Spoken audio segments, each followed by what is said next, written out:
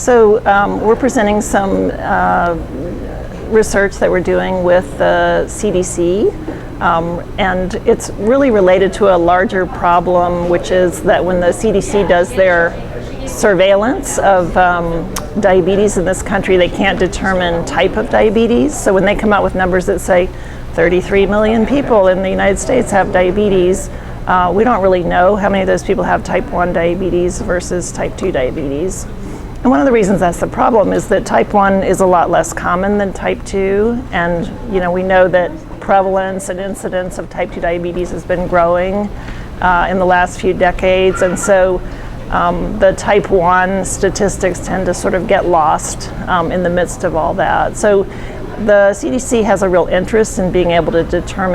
better determine like how much type 1 is there and what are the outcomes of people with type 1 diabetes. So to back up a little bit, in order to be able to develop survey questions, which is really how the CDC does their surveillance,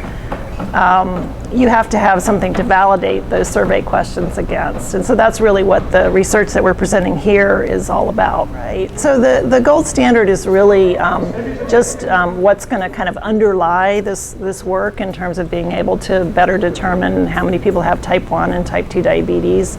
We went through a very detailed process where we looked very closely at 5,000 charts of people with diabetes, and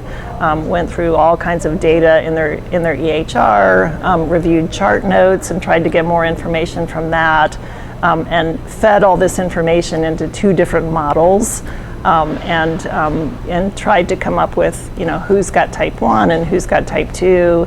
and when is it kind of indeterminate. We don't really expect that this is going to be the way we determine how many people have type 1 and type 2 in the future. It's very labor intensive.